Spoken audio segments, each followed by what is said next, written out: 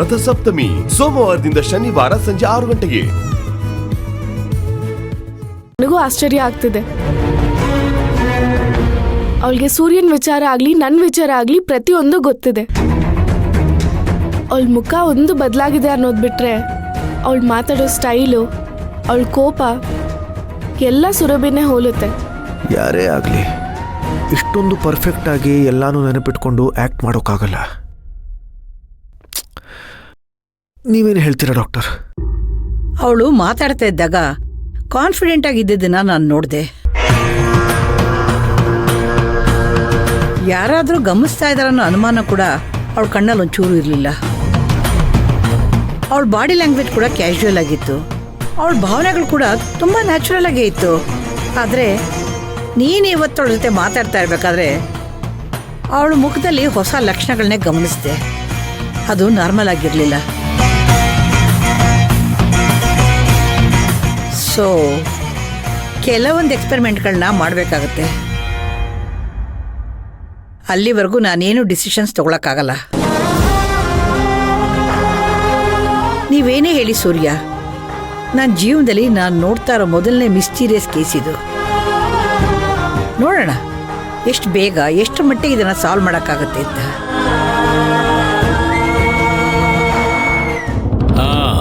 ಹೌದು, ನಾನು ಬರೋದು ಸ್ವಲ್ಪ ಲೇಟ್ ಆಗುತ್ತೆ, ಅರ್ಜೆಂಟ್ ಕೆಲಸ ಇದೆ. ನಮಸ್ಕಾರ ಸರ್.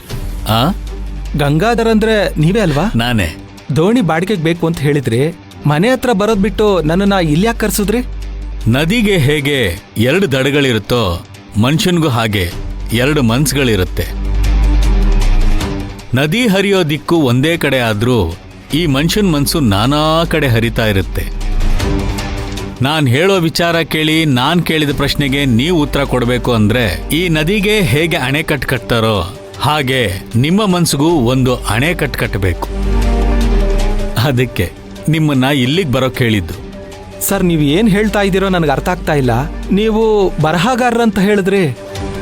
ಅದಕ್ಕೆ ಬರಹಗಾರರ ಭಾಷೆಯಲ್ಲೇ ಮಾತಾಡ್ತಾ ಇರೋದು. ಬರವಣಿಗೆ ನನ್ನ ಉದ್ಯೋಗ, ಆದರೆ ಸಂಶೋಧನೆ ನನ್ನ ಹವ್ಯಾಸ. ನನಗೆ ಈ ರಾಜಕೀಯದಿಂದ ಹಿಡಿದು ಪೊಲೀಸ್ ಡಿಪಾರ್ಟ್ಮೆಂಟ್ವರೆಗೂ ಹಲವಾರು ಜನರ ಕಾಂಟ್ಯಾಕ್ಟ್ಸ್ ಇದೆ.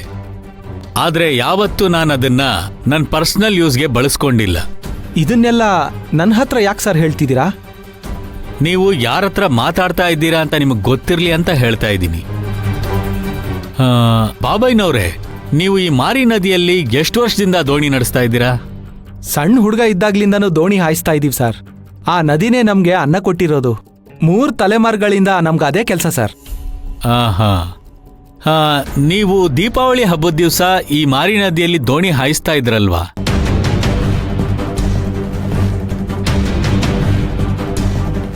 ಸರ್, ಅದು ಯಾಕೆ ಬಾಬಯ್ಯ, ಏನಾಯ್ತು? ಅದೆಲ್ಲ ನಿಮ್ಗೆ ಯಾಕೆ ಸರ್?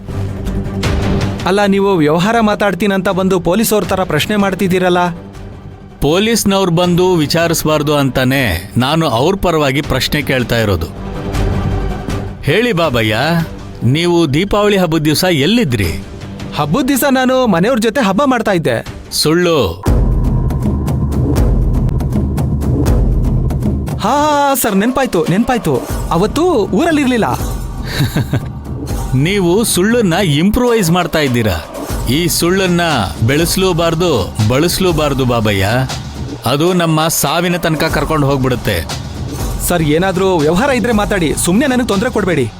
ನಿಮ್ ತಲೆ ಬುಡ ಇಲ್ದಿರೋ ಪ್ರಶ್ನೆಗೆ ನನ್ನ ಹತ್ರ ಯಾವ ಉತ್ತರನೂ ಇಲ್ಲ.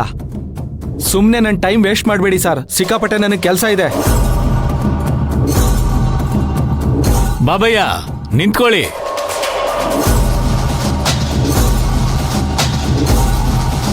ನೀವು ತುಂಬಾ ಬ್ಯುಸಿ ಅಂತ ಗೊತ್ತು. ನಾನು ನಿಮ್ಮ ಟೈಮ್ ವೇಸ್ಟ್ ಮಾಡಲ್ಲ. ಇತ್ತೀಚೆಗೆ ನಾನು ಕಾಳಿ ಬೆಟ್ಟಕ್ಕೆ ಹೋಗಿದ್ದೆ. ಅಲ್ಲಿ ನನಗೊಂದು ವಸ್ತು ಸಿಕ್ತು.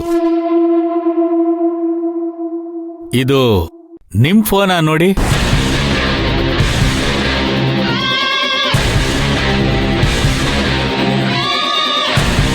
ಯಾಕೆ ಬಾಬಯ್ಯ ಬೆವರ್ತಾ ಇದ್ದೀರಾ? ಸರ್, ಅದು ಸುಳ್ಳು ಯಾವತ್ತೂ AC ರೂಮಲ್ಲಿರೋ ಹಾಗೆ ಕೂಲಾಗಿ ಫೀಲ್ ಕೊಡುತ್ತೆ. ಸತ್ಯಕ್ಕೆ ಹೀಟ್ ಜಾಸ್ತಿ, ಅದಕ್ಕೆ ಬೆವರು ಬಂದ್ಬಿಡ್ತು ಅಲ್ಲ?